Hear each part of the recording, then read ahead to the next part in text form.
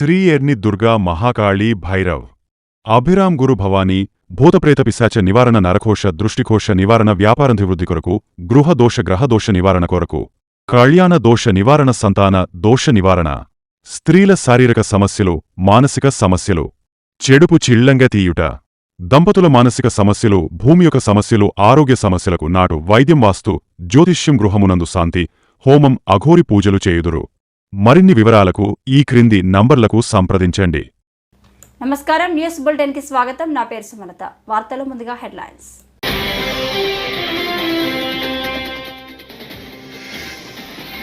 గత ప్రభుత్వం వాలంటీర్లను త్రిశంక చక్రంలో పడేశారని డిప్యూటీ సీఎం పవన్ కళ్యాణ్ వ్యాఖ్యలు.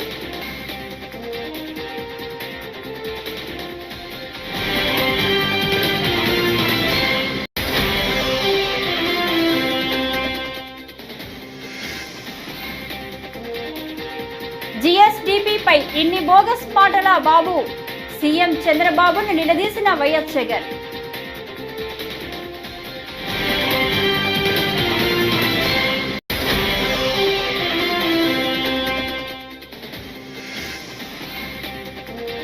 హైబ్రిడ్ మోడల్తో ప్రభుత్వ తీరు దారుణం, మాజీ మంత్రి సీదిరి అప్పలరాజు ధ్వాసం.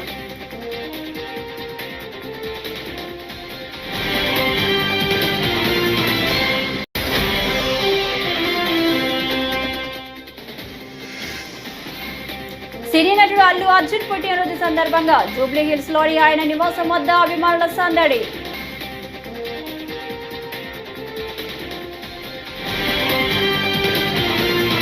వాలంటీర్లకు సంబంధించి వైసీపీ ప్రభుత్వం ఎలాంటి ఆధారం లేకుండా చేశారని మంత్రి నారా లోకేష్తో కేబినెట్లో చర్చించడానికి అవకాశం లేకుండా పోయిందన్నారు. వాలంటీర్లకు జీతాలు కూడా ప్రభుత్వం నుంచి ఇవ్వలేదన్నారు. వాలంటీర్ల జీతాలు ఎలా ఇచ్చారో తెలియదని, మీకు సంబంధించిన వాలంటీర్ నాయకులను జీతాలు ఎలా ఇచ్చారో అడిగి తెలుసుకోవాలని ప్రజలకు తెలిపారు. సీఎం చంద్రబాబు దృష్టిలో మాత్రమే కాకుండా కేబినెట్ దృష్టిలో పెడతారన్నారు. గత ప్రభుత్వం వాలంటీర్లను త్రిశంక చక్రంలో పడేశారని వ్యాఖ్యలు చేశారు. నమస్తే సార్, నా పేరు దివ్యభారతి. నేను గ్రామవార్డ్ వాలంటరీ సార్. వాలంటరీ పదవి నుంచి తొలగిపోయాను సార్. మీ హయాంలో మాకేమైనా ఉపాధి అవకాశాలు కల్పిస్తారని కోరుకుంటున్నాను సార్. గౌరవ ముఖ్యమంత్రి నారా చంద్రబాబు నాయుడు గారు చెప్పినట్టుగా వాలంటీర్స్ ని కొనసాగిస్తామని చెప్పాం కదా. దాని అధికారులతో వెళ్ళి చూస్తే అసలు మీరు వాలంటీర్స్ ఎవరు కూడా ఏ విధంగా గవర్నమెంట్కి సంబంధం లేకుండా చేశారు. వైసీపీ వాలంటీర్స్ని వంచింది. ఉద్యోగాలు వాళ్ళకి ఏ విధమైన జీవో లేదు కదా, ఏ విధమైన జీవో ఇవ్వలేదు మీకు. తిరిగి ఇప్పుడు మనం ప్రభుత్వం మీకు ఒక పర్మిషన్ ఇచ్చి, గత ప్రభుత్వం ఇది అఫీషియల్గా ఇది ఇస్తే వాళ్ళు చాలా వంచనతో చేశారు. సో తిరిగి ఇప్పుడు తీసుకొద్దామంటే అసలు దానికి సంబంధించిన ఏ విధమైన పేపర్ వర్క్ లేదు, అదే మన నారా లోకేష్ గారు, గౌరవ మంత్రి నారా లోకేష్ గారు కూడా మేము అందరూ మాట్లాడుకుంటామంటే క్యాబినెట్లో ఇది ప్రస్తావనకు వచ్చింది. నేను 2-3 సార్లు ప్రస్తావిస్తేనే అసలు కూర్చోబెట్టి ఏ జీవో అసలు మీరు ఇలా అధికారికంగా ఉన్నారనేది ఎక్కడ అసలు దానికి దాఖలు లేవు. మీకు గవర్నమెంట్ నుంచి శాలరీస్ రాలా, వాలంటీర్స్ అందరికీ కూడా మీరు చూస్తే గవర్నమెంట్ నుంచి శాలరీస్ రాలా. ఇది గవర్నమెంట్ ఉద్యోగాల్లాగా మీకు మిమ్మల్ని భ్రమింపజేసి గవర్నమెంట్ ఉద్యోగాలు లేదు. అది లోపలికి వచ్చాక మాకు అర్థమైంది అసలు గవర్నమెంట్ ఉద్యోగాలే కాదు ఇది. వాళ్ళు ఏం చెప్పారు, ప్రభుత్వ ఉద్యోగాలు కాదు అవి. సో అందుకని దానికి ఏం చేయాలి, ఎలా చేయాలి అనేది ఒకసారి మన అధికారులతో మాట్లాడుతాను. అసలు గవర్నమెంట్ ఉద్యోగాలు కాని వాటికి ఎట్లా చేయాలి ఏంటి అనేది ఇది ఒకసారి గత ప్రభుత్వం చేసిన తప్పు. కానీ వీటన్నిటికీ మించి మీరు బీఈడీ చదివారా, మీరమ్మా డిగ్రీ చేశారా?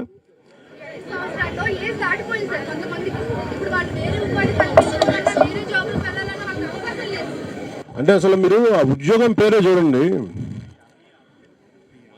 వాలంటీర్ అంటేనే ఇష్టంగా రావడం, అంతేగాని దాని వెనక మీరు అప్పుడు ప్రభుత్వం పెట్టినప్పుడు చాలా తెలివిగా పెట్టారు. రేపొద్దున మీరు గట్టిగా మా ఉద్యోగం అంటే ఉద్యోగం కాదు, మీరు వాలంటీర్ చేశారు, ఇష్టపూర్వకంగా వచ్చారు, మీరు సేవ చేస్తారని వచ్చారు తప్ప. రాష్ట్రంలో ఆరోగ్యశ్రీకి టీడీపీ కూటమి ప్రభుత్వం మంగళం పారడంతో అది పేద రోగులకు శాపంలా మారిందని, హైబ్రిడ్ మోడల్తో పథకాన్ని అమలు చేయాలన్న ప్రభుత్వ తీరు దారుణమని వైఎస్ఆర్సీపీ డాక్టర్ల విభాగం రాష్ట్ర అధ్యక్షుడు మాజీ మంత్రి సీదిరి అప్పలరాజు ధ్వజమెత్తారు. కేవలం 10 నెలల్లోనే కూటమి ప్రభుత్వం ఒక గొప్ప పథకాన్ని నిర్వీర్యం చేసిందని పలాసలో మీడియాతో మాట్లాడిన ఆయన ఆక్షేపించారు. గత 5 ఏళ్ళు కలిపి మొత్తంగా 13,000 కోట్లు చెల్లించాము. అందులో 700 కోట్లు కరోనా టైంలో చెల్లింపలేదు. ఆ 700 కోట్లు తీసేస్తే సుమారుగా 12,260 కోట్లు, 740 కోట్లు కరోనాకు సంబంధించి. అంటే 12,260 కోట్లు గత 5 ఏళ్ళకి సంబంధించి ఆరోగ్యశ్రీ పేమెంట్స్. అంటే ఆన్ అండ్ యావరేజ్ సంవత్సరానికి 2,452 కోట్లు, అంటే 2,450 కోట్లు అనుకుందాం మనం. ఓ సంవత్సరానికి ఆన్ అండ్ యావరేజ్ ఖర్చు అయింది అనుకుందాం. ఓ సంవత్సరం ఎక్కువ, ఓ సంవత్సరం తక్కువ, అటు ఇటు ఉంటాయి. మరి మీరు ఇప్పుడు తెస్తున్న మోడల్ ఏంటి? ఈ 2,450 కోట్లకి 5 లక్షల ఇన్కమ్ కలిగినటువంటి అన్ని ఫ్యామిలీస్, అంటే 1,40,00,000 ఫ్యామిలీస్కి 5 లక్షల నుంచి 25 లక్షలు పెంచాం ఆరోగ్యశ్రీగా. 25 లక్షల వరకు ఆరోగ్యశ్రీ కవరేజ్ పెంచుతూ చేసినటువంటి చెల్లింపు. మరి మీరు తీసుకొస్తున్న మోడల్ హైబ్రిడ్ మోడల్లో ఓన్లీ 2.5 లక్షల కవరేజ్ వరకు, కాస్ట్ ఆఫ్ ద డిసీజ్ 2.5 లక్షల వరకు ప్రతి కుటుంబానికి 2,500 రూపాయలు చెల్లిస్తామని చెప్పి, అంటే 1,40,00,000 కుటుంబాలకి సంవత్సరానికి 2,500 రూపాయలు పే చేస్తే ఎంత అవుతుందంటే 3,575 కోట్లు అవుతుంది. అంటే సుమారుగా 1,100 కోట్లు ప్రతి సంవత్సరం అదనంగా మన మీద పడుతుంది. అప్ టు ఓన్లీ 2.5 లక్షల హాస్పిటల్ ఎక్స్పెండిచర్ వరకు. ఇది ఇంకా 2.5 లక్షల హాస్పిటల్ ఎక్స్పెండిచర్ పైబడి జబ్బులకి ఇంకా ఆరోగ్యశ్రీ ట్రస్ట్ ద్వారా మళ్ళీ పే చేస్తారంట. అదొక 300-400 కోట్లు ఉంటుంది సంవత్సరానికి. అంటే మీరు సంవత్సరానికి అదనంగా బడ్జెట్ మీద, స్టేట్ ఎక్స్చెక్కర్ మీద 1,100 కోట్లు పైబడి భారం వేస్తూ మీరు తీసుకొస్తున్నటువంటి హైబ్రిడ్ మోడల్ వల్ల ఏంటి మంచి జరుగుతుందో చెప్పండి నాకు. అన్లెస్ అదర్వైజ్ వెస్టెడ్ ఇంట్రెస్ట్ ఉంటే తప్ప, మీ సొంత కంపెనీలకు ఎవరికో ఈ బీమా ఇచ్చేయడానికి తప్ప, మీ సొంత మనుషులకి ఎవరికో ఈ ప్రైవేట్ ఇన్సూరెన్స్ ఇచ్చేయాలన్నటువంటి ఆతృత తప్ప, మీరు తీసుకొద్దాం అనుకుంటున్నటువంటి ఇన్సూరెన్స్ మోడల్ ఆరోగ్యశ్రీ వల్ల ఏంటి ఉపయోగమో ప్రజలకు తెలియజెప్పాలని నేనైతే చాలా గట్టిగా డిమాండ్ చేస్తాను. ఇది చాలా తప్పు. ఇది ఎలాంటి కన్ఫ్యూజన్ లేకుండా చాలా స్మూత్గా స్ట్రీమ్ లైన్ అయినటువంటి ఒక సిస్టమ్ని, ఆరోగ్యశ్రీ సిస్టమ్ని మీరు కంపు చేసేస్తున్నారు, మీరు పాడు చేసేస్తున్నారు, మీరు ప్రజల్ని ఇబ్బందుల్లోకి నెడుతున్నారు. గత ఆర్థిక సంవత్సరంలో మొదటి 11 నెలల్లో రాష్ట్ర సొంత పన్నుల ఆదాయం పెరుగుదల కేవలం 2.16% మాత్రమే నమోదైతే రాష్ట్ర స్థూల ఉత్పత్తి ఏకంగా 8.21% ఉంటుందని అంచనా వేయడం సమర్థనీయమేనా అని సీఎం చంద్రబాబును ఎక్స్ వేదికగా వైఎస్ఆర్సీపీ అధ్యక్షుడు మాజీ ముఖ్యమంత్రి వైఎస్ జగన్మోహన్ రెడ్డి ప్రశ్నించారు. ఈ అంకెలను ఎవరైనా ఆర్థికవేత్త లోతుగా పరిశీలిస్తే మీ ప్రభుత్వం మొదటి ఏడాది పనితీరు ఆర్థిక అరాచకాలను కప్పిపుచ్చుకునేందుకే జీఎస్డిపి వృద్ధి రేటును పెంచారన్న వాస్తవం వెల్లడవుతుందని పేర్కొన్నారు. కూడా వాళ్ళ గుండెల మీద చేతులు వేసుకుని ఆలోచన చేయాల్సిన అవసరం ఎంతైనా ఉంది. ఎందుకంటే ఈరోజు నా పక్కనే లింగమయ్య అన్న భార్య ఉంది. తన భర్తను కోల్పోయి తన ఏం చేయాలో అర్థం కాని పరిస్థితిలో ఈరోజు లింగమయ్య అన్న భార్య నా పక్కన నిల్చొని ఉంది. అసలు ఈ ఘటన ఎందుకు జరిగింది, రాష్ట్రంలో ఉన్న పరిస్థితులు ఏమిటి, రాష్ట్రంలో ఇదే మాదిరిగా కొనసాగితే పరిస్థితులు, రాష్ట్రం పూర్వపు రోజుల్లో బీహారు గురించి మాట్లాడుకునే వాళ్ళం. ఈ రోజు ఉన్న రాష్ట్రంలో ఉన్న పరిస్థితులు చూస్తే ఈ బీహారు ఇటువంటి రాష్ట్రాలన్నీ ఎక్కడికో పోవాలి. ఆంధ్ర రాష్ట్రం పరువును దేశంలో కన్నా కూడా రోడ్డును పడేసిన పరిస్థితులు ఈ రాష్ట్రంలో ఈ రోజు చంద్రబాబు నాయుడు గారి పరిపాలనలో కనిపిస్తా ఉన్నాయి. నేను అడుగుతా ఉన్నా, ఇదే పెద్ద మనిషి చంద్రబాబు నాయుడు గారిని అడుగుతా ఉన్నా, రాష్ట్రంలో ఇంత దిగజారిన రాజకీయ పరిస్థితులు, దిగజారిన లా అండ్ ఆర్డర్ పరిస్థితులు, రెడ్ బుక్ పరిపాలన ఎందుకు కొనసాగనిస్తా ఉన్నారు అని చెప్పి నేను అడుగుతా ఉన్నా. ఇదే రాష్ట్రంలో మొన్నటికి మొన్న 57 చోట్ల ఎన్నికలు జరిగాయి. ఈ 57 చోట్లకు జడ్పీ చైర్మన్లు ఎన్నుకునే కార్యక్రమం కానీ, ఎంపీపీ వైస్ ఎంపీపీలను ఎన్నుకునే కార్యక్రమం కానీ, కోఆప్షన్ సభ్యులను ఎన్నుకునే కార్యక్రమాలు కానీ, ఉప సర్పంచ్ ఎన్నుకునే కార్యక్రమాలు కానీ, వీటి అన్నింటిలోనూ కూడా 57 చోట్ల రాష్ట్రంలో ఎన్నికలు జరిగితే 7 చోట్ల చంద్రబాబు నాయుడు గారికి వాతావరణం సరిగ్గా లేదు అని, తాను గెలిచే పరిస్థితి ఎక్కడా కూడా కనిపించడం లేదు అని, ప్రలోభాలు పెట్టడానికి ఇంకా సమయం కావాలి అని ఏకంగా 7 చోట్ల ఎన్నికలు చంద్రబాబు నాయుడు గారు పోస్ట్పోన్ చేయించారు. మరో 50 చోట్ల ఎన్నికలు అనివార్య పరిస్థితుల్లో, ఇక జరగక తప్పని పరిస్థితిలో, అంటే చంద్రబాబు నాయుడు గారు ఎంత భయపెట్టినా, ఎంత ప్రలోభాలు పెట్టినా కూడా ఎవరు కూడా లొంగని పరిస్థితి కనిపించిన నేపథ్యంలో ఎన్నికలు జరపక తప్పని పరిస్థితిలో జరపాల్సి వచ్చింది. నేను అడుగుతా ఉన్నా, ఈ 50 చోట్ల ఎన్నికలు జరిగితే ఏకంగా 39 చోట్ల వైఎస్ఆర్సీపీ గెలిచింది. నేను అడుగుతా ఉన్నా ఇదే పెద్ద మంచి చంద్రబాబు నాయుడు గారిని. సినీ నటుడు అల్లు అర్జున్ పుట్టినరోజు సందర్భంగా జూబ్లీ హిల్స్లోని ఆయన నివాసం వద్ద అభిమానులు సందడి చేశారు. ఈ నేపథ్యంలో అల్లు అర్జున్ బయటకు వచ్చి వారికి కృతజ్ఞతలు తెలియజేశారు. అభిమానులు భారీగా ఆయన నివాసం వద్దకు చేరుకోవడంతో పోలీసులు బందోబస్తు ఏర్పాటు చేశారు. సోమవారం అర్ధరాత్రి కొందరు అభిమానులు బన్నీ ఫ్లెక్సీలతో జూబ్లీ హిల్స్ మెయిన్ రోడ్డులో బైక్ ర్యాలీ నిర్వహించారు.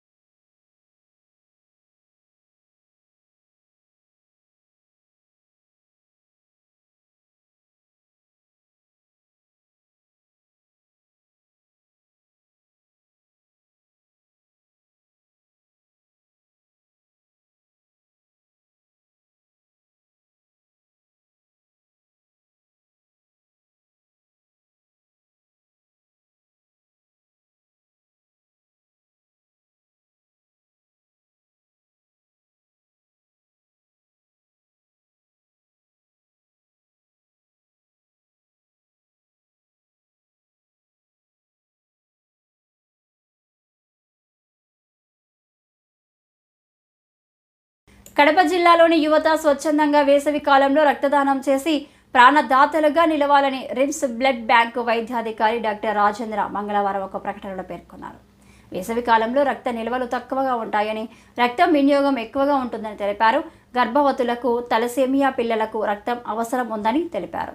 ఆరోగ్యకరమైన యువత ప్రతి 3 నెలలకు ఒకసారి రక్తదానం చేయవచ్చని సూచించారు. నమస్తే అండి, నేను doctor Rajendra, blood bank medical officer, RIMS GGH Kadapa అండి.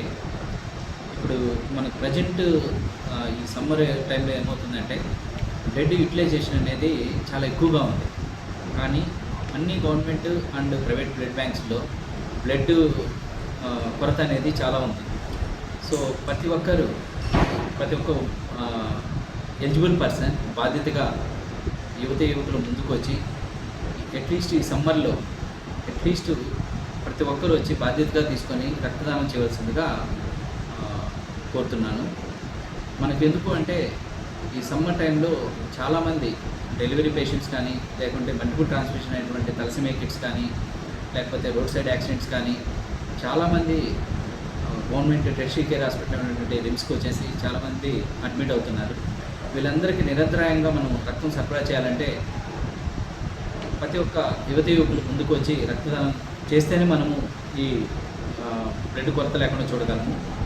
కాబట్టి ప్రతి ఒక్కరు 3 నెలలకు ఒకసారి, మీరు అంతకుముందు డొనేట్ చేస్తుంటే ప్రతి 3 నెలలకు ఒకసారి మగవారు, అదేవిధంగా లేడీస్ ప్రతి 4 నెలలకు ఒకసారి రక్తదానం చేయవచ్చు.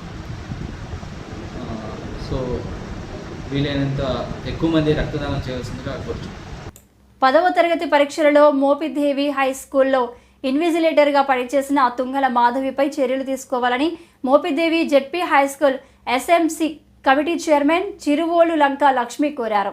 మంగళవారం మోపిదేవిలో ఆమె మాట్లాడుతూ, మా పాప జ్ఞాన ప్రసన్న ఫిజికల్ సైన్స్ పరీక్ష రాస్తుండగా ఇన్విజిలేటర్ వచ్చి రాసిన క్వశ్చన్కు ఆన్సర్ను కొట్టివేయించిందని ఆరోపించారు. దీనిపై విచారణ చేయాలని డీఈఓకి ఫిర్యాదు ఇచ్చామన్నారు. పేరు చిరువల్ లంకలక్ష్మి, మాది మోపిదేవి మండలం రావువారిపాలెం గ్రామం.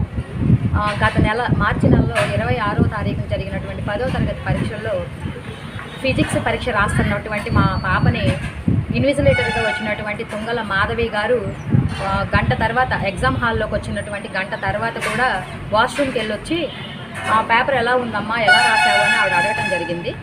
తేలిగ్గానే ఉంది మేడం, నేను మొత్తం రాశాను, చాయిస్ రాస్తున్నాను అంటే 14వ క్వశ్చన్ రాసావా అని అడిగి బుక్లెట్ని తీసుకొని ఆవిడ చూశారు. చూసి 14వ క్వశ్చన్ ఆన్సర్ నువ్వు తప్పు రాసావు, నేను చెప్తాను అవి రావంటే, లేదు మేడం నేను చదివాను, నాకు గుర్తుంది అని మా పాప అంది. కానీ అలా కాదు, నేను చెప్పిందే రాయని ఇటువంటి క్వశ్చన్ పేపర్ మీద కూడా ఆవిడ రాశారు ఈ నెంబర్లు, పలానా దానికి పలానా ఆన్సర్ అని ఈ క్వశ్చన్ పేపర్ మీద ఆవిడ రాయడం జరిగింది. అది ఎగ్జామ్ హాల్లో అయిపోయిన తర్వాత పిల్లకి ఇంకా 25 నిమిషాలు టైం ఉండగా కూడా చాయిస్ రాస్తుంటే రాయనీయకుండా మాధవి గారు చేయడం జరిగింది. ముందుగానే ఎండని పెట్టించేసి కూర్చోబెట్టారంట. నాకు ఇంటికి వచ్చి మధ్యాహ్నం 1:30 ఆ టైంలో మా పాప చెప్పింది. నేను వెంటనే మోపిదేవి ఎగ్జామ్ సెంటర్ ఎక్కడైతే పడిందో మోపిదేవి జడ్పీహెచ్ఎస్కి రావడం జరిగింది. అప్పటికి స్కూల్లో ఎవరూ లేరు. చీఫ్గా ఉన్నటువంటి కోడూరు హెచ్ఎం సుధారాణి గారికి నేను నెంబర్ తీసుకొని ఫోన్ చేయడం జరిగింది. ఆవిడ ఏదేదో చెప్తున్నారండి, నా దగ్గర అవి కూడా ఉన్నాయి. కానీ వెంటనే నేను డిఈఓ గారికి కాల్ చేశాను. డిఈఓ గారు ఉన్నమ్మా, నేను వీళ్ళందరితో మాట్లాడతాను, లైన్లోనే ఉండు అన్నారు. లైన్లో ఉంటే అందరితో మాట్లాడిన తర్వాత 4 గంటలకి మోపిదేవి హై స్కూల్లో ఎంక్వైరీ ఉంది, నువ్వు వెళ్ళు అని చెప్పారు. 4 గంటలకు నేను వచ్చినప్పుడు నా ముందు ఎవరిని కూడా విచారణ అనేది జరపలేదు. ఏ పిల్లల్ని కూడా విచారణ అనేది జరపల, రూమ్లో ఉన్నటువంటి పిల్లలు ఎవరి చేత కూడా. తర్వాత డిఈఓ గారు ఇన్విజిలేటర్ ఏదండి అని అంటే ఎంఈఓ ఈయన పిచ్చయ్య గారు వచ్చారండి ఎంక్వైరీకి.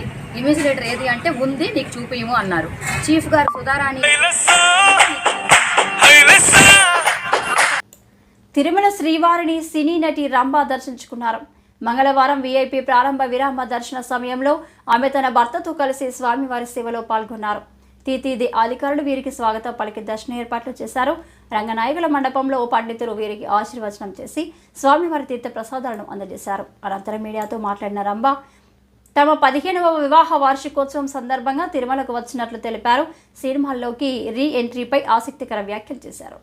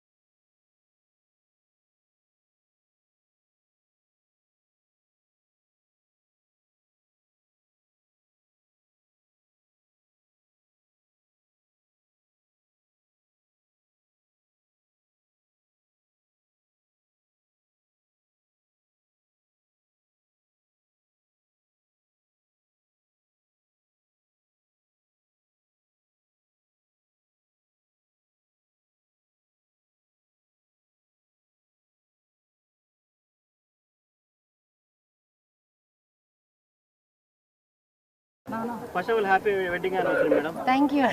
ఏంటి స్పెషల్ మేడం? అదే 15 ఏళ్ళు అయింది కదండి, సో మేము వాళ్ళ దర్శించుకోవాలి స్వామివారిని అని వచ్చాము. సినిమాల రీ ఎంట్రీ గురించి ఏమైనా క్లారిటీ ఇస్తారా మేడం? చాలా మంది వెయిట్. అయ్యయ్యో తెలీదండి, అది ఏమీ అనుకోలేదు, జస్ట్ వచ్చాను. సో ఏదైనా బెస్ట్ స్క్రిప్ట్స్ ఏమైనా వస్తే చేయడానికి రెడీగా ఉన్నారా మేడం? మంచిది, నాకు నచ్చేటి వస్తే చేస్తానండి తప్పకుండా. మేము సినిమాలోనే పుట్టి ఇక్కడే పెరిగాం కాబట్టి, సో మాకు సినిమానే లైఫ్. సో మంచి క్యారెక్టర్స్ వస్తే మంచి ఇది డెఫినెట్గా నేను చేస్తాను. రీసెంట్ టైమ్స్లో ఏమన్నా స్క్రిప్ట్స్ మీ దగ్గరకు వచ్చాయి? నేను ఇప్పుడు దాకా ఏమీ వినలేదు అండి, జస్ట్ నాకు ఒక ప్రోగ్రాంలో అడిగారు కాబట్టి వచ్చాను, ఇక్కడ ఉన్నాను కాబట్టి. బట్ లేకపోతే ఇంకా ఏం అనుకోలేదు, ఏది అనుకొని రాలేదు కదండి. ఫస్ట్ రైతులు పండించిన ప్రతి గింజను కొనాలని కూటమి ప్రభుత్వం ఆలోచన చేస్తుందని రాష్ట్ర పర్యాటక సాంస్కృతిక సినిమాటోగ్రఫీ మంత్రి కందుల దుర్గేష్ అన్నారు. నిడదవోలు నియోజకవర్గం ఉండ్రాజవరం మండలం మోర్త గ్రామంలో జాయింట్ కలెక్టర్ ఎస్ చిన్నరాముడుతో కలిసి మంత్రి ధాన్యం కొనుగోలు కేంద్రాన్ని ప్రారంభించారు. ఈ సందర్భంగా రైతు గొప్పదనాన్ని, రైతన్నల సంక్షేమం కోసం కూటమి ప్రభుత్వం చేస్తున్న మేలును మంత్రి కందుల దుర్గేష్ స్పష్టంగా వివరించారు. రైతు సేవా కేంద్రం వద్ద డాక్టర్ బాబు జగ్జీవన్ రామ్ చిత్రపటానికి పూలమాలలు వేసి నివాళులర్పించారు. అనంతరం ధాన్యం బస్తాల ట్రాక్టర్ను నడిపి ప్రారంభించారు. ఆయన మాట్లాడుతూ రైతులకు తాము పండించిన ధాన్యానికి కనీస మద్దతు ధర కంటే అధిక ధర లభిస్తే నచ్చిన చోట అమ్ముకోవచ్చని తెలిపారు. ఇక్కడికి వచ్చిన వెంటనే ఇక్కడ కనబడిన వాతావరణం ప్రతి రైతు కూడా చాలా ఆనందంగా ఈ కేంద్రం ప్రారంభించడానికి ఉత్సాహంగా ముందుకు వచ్చినటువంటి సందర్భాన్ని నేను చూశాను. ఏమిటి కారణం అని ఆలోచిస్తే గత ప్రభుత్వం తాలూకు ఇబ్బందుల్ని అధిగమించి ఈ ప్రభుత్వం మీ దగ్గర ధాన్యం ఎప్పుడైతే కొనుగోలు చేసిందో, కొనుగోలు చేసిన వెంటనే మ్యాక్సిమం 48 గంటలు తక్కువ ఒక 10 గంటల్లో మీకు మీ డబ్బుని మీ ఖాతాల్లోకి వేసేస్తుందనేటువంటి ఆనందం ప్రతి రైతులోనూ ఉందనేటువంటి మాటని ఈ సందర్భంగా నేను మనవి చేస్తున్నాను. గతంలో మీరు చూశారు, ధాన్యం కొనుగోలు కేంద్రంలో రైతు భరోసా అని పేరు పెట్టి వాళ్ళు భరోసా కాకుండా మోసం చేసినటువంటి సందర్భాన్ని కూడా మనం చూసాం. నెల, 2 నెలలు, 3 నెలలు, 4 నెలలు అయినా కూడా మనం ఆరుగాలం శ్రమించి పండించుకున్నటువంటి పంటకి డబ్బు మన ఖాతాల్లో పడకపోవడం అనేటువంటి సందర్భాన్ని మనం చూసాం. ఇవాళ పూర్తిగా ఈ ప్రభుత్వం, ఈ కూటమి ప్రభుత్వం రైతు సంక్షేమ ప్రభుత్వంగా మీ అందరికీ కూడా ఉపయోగపడే విధంగా, ముఖ్యంగా మేము ప్రజానాయకులుగా మేము కూడా ఒకటే చెప్తా ఉన్నాం అధికారులకి, ఎక్కడా కూడా ఇబ్బంది పెట్టేటువంటి కారణాలను చూపించొద్దు. చిన్నగా ఇబ్బందులు ఉన్నప్పటికీ కూడా తేమ శాతం విషయంలో ఒక పాయింట్ అటు ఇటు ఉన్నా కూడా మీరు ఖచ్చితంగా తీసుకోవాల్సిందే అనేటువంటి మాటని వారికి తెలియజేస్తా ఉన్నాం. అదేవిధంగా ఇలా తీసుకొచ్చి ధాన్యం అమ్ముకోవడానికి వచ్చినప్పుడు వారిని ఎక్కువ సమయం వెయిట్ చేయకుండా వెంటనే వారికి ఆ కొనుగోలు చేసేటువంటి కార్యక్రమాన్ని చేపట్టమని చెప్తా ఉన్నాం. దాంతోపాటు ప్రభుత్వం ఇవాళ మిల్లర్లందరికీ కూడా ఈ గోనె సంచులు కొనుక్కోవడానికి, సప్లై చేయడానికి ₹3.75 చూపిస్తా ఉంది. అలా ఇస్తున్నప్పుడు మీరు ఇప్పుడు రాబోయే ఖరీఫ్ సీజన్, రబీ సీజన్ కూడా మీరందరూ కూడా అదే విధంగా చేస్తారని భావిస్తున్నాము. ముఖ్యంగా ఈసారి హిందువులు నిత్య చైతన్యవంతంగా ఉండాలని కడప జిల్లా బ్రహ్మంగారి మఠానికి చెందిన స్వామి విరజానంద అఖిల భారత ధర్మ జాగరణ ప్రముఖ్ ఆలే శ్యామ్ కుమార్ పిలుపునిచ్చారు. ఒకప్పుడు ప్రపంచానికి మార్గనిర్దేశనం చేసిన భారతదేశం దండయాత్రలు, దురాక్రమణలు కారణంగా ఎంతో నష్టపోయిందని వారు పేర్కొన్నారు. శ్రీరామ సేవా సమితి ఆధ్వర్యాన గత 4 ఏళ్లుగా శ్రీరామ నవమి నాడు చేస్తున్న శోభయాత్రలో భాగంగా ఆదివారం సాయంత్రం స్థానిక పుష్కర్ ఘాట్ నుంచి శోభయాత్ర కోలాహలంగా సాగింది.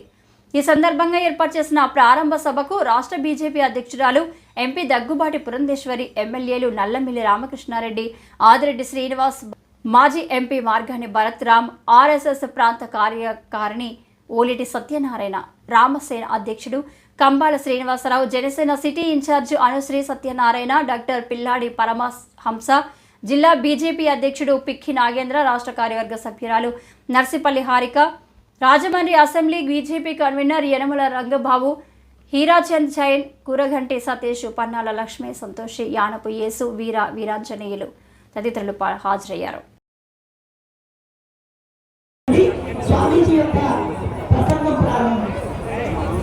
స్వామీజీ ప్రసంగం ప్రారంభించడానికి ముందు మన ప్రముఖ గేయ రచయిత శ్రీ నూజల శ్రీనివాస్ గారి చేతుల మీదుగా ఒక శ్రీరామ శోభయాత్రను ఉద్దేశించి ఒక అద్భుతమైన పాట పాడతారు. దాని తర్వాత స్వామీజీ ప్రసంగం ఉంటుంది. జై శ్రీరామ్, జై శ్రీరామ సేనాయే ఎందమయమాయే.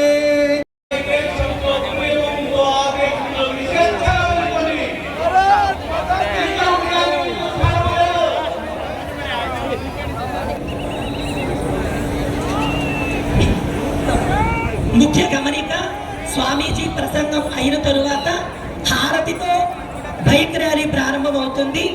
ఈ బైక్ ర్యాలీ యొక్క రూట్ మ్యాప్ ఒకసారిగా